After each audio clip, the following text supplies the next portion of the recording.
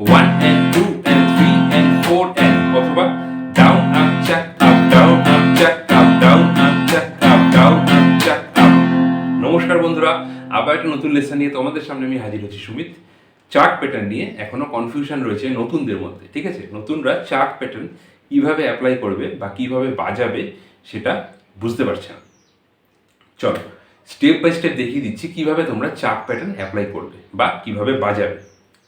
Step 1, প্রথমে আমরা right hand practice করব। যা কাজ কিন্তু রাইট হ্যান্ড দিয়ে হচ্ছে, লেফট হ্যান্ডের কিন্তু এখানে কোনো কাজ নেই। লেফট হ্যান্ডের যে কাজটা বা লেফট হ্যান্ডের যে স্টাইলটা সেটাকে বলা হচ্ছে মিউটিং স্ট্রোক, সেটার এখানে কিন্তু কোনো কাজ নেই, পুরোটাই কিন্তু চলছে রাইট হ্যান্ড ডান হাত দিয়ে, ঠিক আছে? অতএব প্রথমে আমরা কর্ড ধরবো না, কর্ড ছাড়া ওপেন স্ট্রিংয়ে প্র্যাকটিস করে দেখব কিভাবে কি করা যায়। স্টেপ 1, 1 2 3 4 কিভাবে অ্যাপ্লাই করছি। হাতের এই তালুর নিচে যে অংশটা, এই জায়গাটা দিয়ে আমরা স্ট্রোক করার সাথে সাথে এখানে লক করে দিচ্ছি বা তারের ওপর রেখে দিচ্ছি।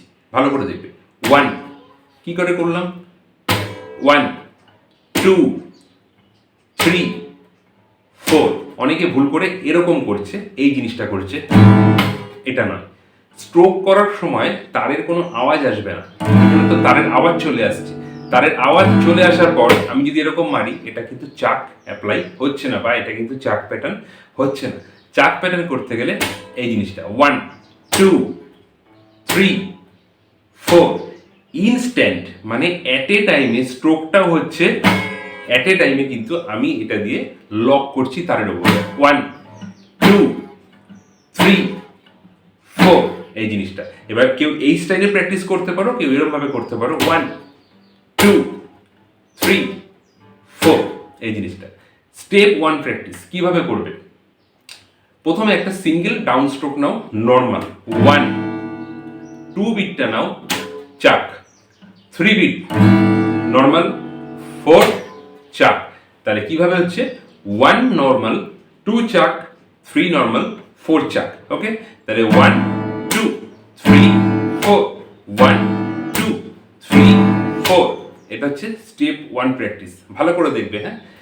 1 2 3 4 1 2 3 4 এই জিনিসটা। স্টেপ 2, কর্ড ধরো, যে কোনো কর্ড ধরো। পার কর্ড ধরতে পারলে খুব ভালো। পার কর্ড ধরাটা দরকার চাক প্যাটার্নের জন্য। ওপেন শেপের যে কর্ড আছে, সি মেজর, এ মাইনর, সেখানেও কিন্তু চাক বাজবে, এরকম নয় যে বাজবে না। কিন্তু যারা শিখছো, মানে চাক প্যাটার্নটার জন্য স্পেশালি অ্যাপ্লাই করছো, তারা বার কর্ড ধরে করো, এতে অনেকটা বেনিফিট পাবে, ঠিক আছে? তাহলে এফ মেজর কর্ড ধরলাম। এফ মেজর কর্ড ধরার পর সেম টেকনিক অ্যাপ্লাই করব। 1 নর্মাল, 2 চাক, 3 নর্মাল, 4 চাক, 1 চাক, 3 চাক, 1 চাক, 3 চাক, অথবা 1 2 3 4 1 2 3 4 এই জিনিসটা কন্টিনিউ অ্যাপ্লাই করো, ঠিক আছে? যে কোনো কর্ড ধরে করতে পারো। আমি এফ মেজর কর্ড ধরলাম, তোমরা অন্য কর্ডও ধরতে পারো। ডি মেজর, এফ মেজর, জি শার্প মেজর, যা ইচ্ছা, কোনো অসুবিধা নেই, ঠিক আছে? তাহলে 1 চাক, 3 চাক, 1 2 3 4। ওকে, এটা হলো স্টেপ 2।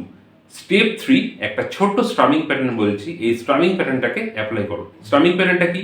আমরা মোটামুটি সবাই বাজিয়েছি ডাউন আপ ডাউন আপ, এটা নর্মাল স্ট্রামিং। ওকে, এর টাইমিংটা কি যাচ্ছে 1 and 2 and, ঠিক আছে? 2/4 1 and 2 and। এবার এখানে আমরা ছোট্ট একটা চাক অ্যাপ্লাই করে দেবো। কিভাবে? 1 and চাক and, বা 2 বিটটাকে আমরা চাকে কনভার্ট করছি। 1 and 2 and 1 and 2 and।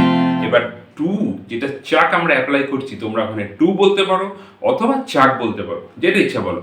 1 and চাক and ডাউন আপ চাক আপ, 1 and 2 and। যেটা বলার বলো, তিনখানা রকম বলে দিলাম, মানে 3 রকমের স্টাইল বলে দিলাম মুখে বলার জন্য। যেটা ইচ্ছা বলো, তিনটেই এক, ঠিক আছে? তাহলে 1 and 2 and 1 and 2 and 1 and 2 and 1 and 2 and 1 and 2 and 3 and 4 এই হিসাবে বলতে পারো। তবে 3 and 4 বললে ওটা 4/4 হয়ে যাচ্ছে। 1 and 2 and 1 and 2 and, এটা বললে এটা 2/4 হয়ে যাচ্ছে, ঠিক আছে। এবার 2/4 4/4 এটা অন্য সাবজেক্ট, এটা টাইমিং কনসেপ্ট, মানে টাইম সিগনেচারের উপর চলে যাচ্ছে, সেটা অন্য বিষয়, ওটা নিয়ে আমরা ঢুকছি না। আমরা এখানে চাক প্যাটার্ন অ্যাপ্লাই করছি, 1 and চাক and 1 and চাক and 1 and চাক and 1 and চাক, এই জিনিসটা, ঠিক আছে।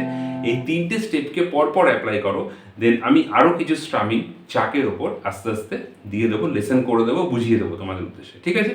ভালো থেকো সবাই, স্টেপটাকে ফলো করবে, ঠিক আছে। Step 1, step 2, step 3, step miss করে বা স্টেপ জাম্প করে যাবে না, তাহলে কিন্তু মুশকিল নতুনদের জন্য, ঠিক আছে। চলো দেখা হচ্ছে নেক্সট ভিডিওতে, ভালো থেকো সবাই।